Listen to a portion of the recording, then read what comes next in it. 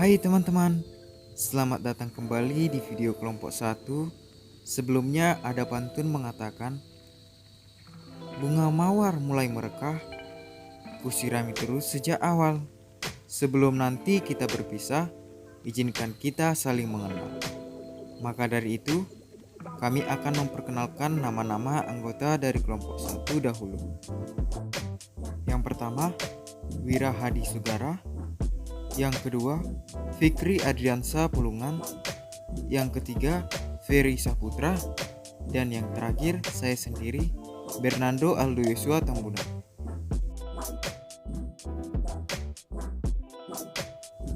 Di video kali ini, kami akan memaparkan hasil diskusi kami tentang lingkungan dan budaya organisasi.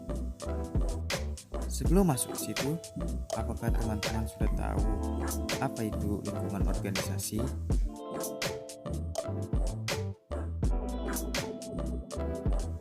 Lingkungan organisasi ialah segala sesuatu yang dapat mempengaruhi kelangsungan, eksistensi, keberadaan, dan lain-lain yang menyangkut organisasi baik dari dalam maupun dari luar.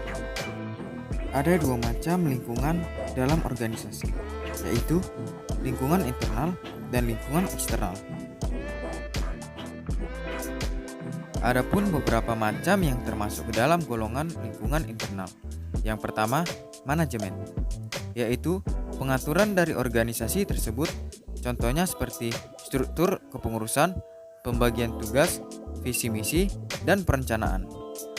Yang kedua, infrastruktur, contohnya seperti bangunan-bangunan, kemudian fasilitas umum, dan lain sebagainya. Dan yang terakhir, market atau pasar, yaitu peluang di mana tenaga bisa dipakai. Adapun beberapa macam yang termasuk ke dalam golongan lingkungan eksternal. Yang pertama, lingkungan makro atau jauh, berasal dari luar yang sifatnya tidak langsung. Yang kedua, lingkungan mikro atau dekat, berasal dari luar yang sifatnya langsung. Bagian dari lingkungan mikro. 1. Supplier, yaitu pemasok kebutuhan. Contohnya seperti PDAM, PLN, dan telepon. Kedua, customer atau pengguna, seperti mahasiswa yang sebelum masuk ujian, yaitu eksternal. 3. Kompetitor, yaitu pesaing. Kompetitor ada banyak pilihan. Akibatnya, setiap organisasi memberikan pelayanan yang prima atau yang disebut lebih efektif.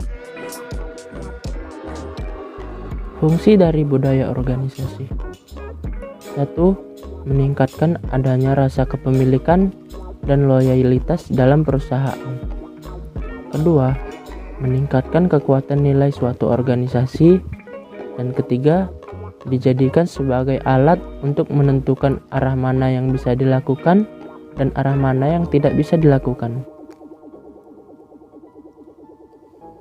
Lingkungan internasional dan kegiatan bisnis.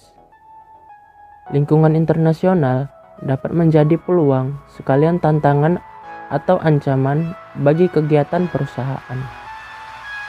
Sebuah perusahaan perlu memahami lingkungan internasional. Berbagai bentuk kegiatan bisnis internasional ialah 1. Kegiatan ekspor impor atau pasar produk. 2. Lisensi. 3. Partner strategis. Dan keempat, investasi langsung.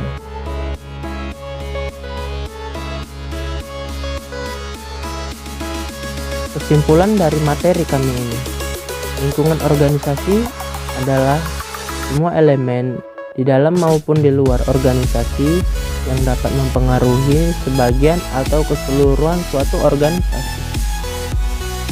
Dalam mewujudkan tercapainya lingkungan organisasi yang baik, maka dibutuhkan budaya berorganisasi yang baik pula dari setiap elemen-elemen yang ada.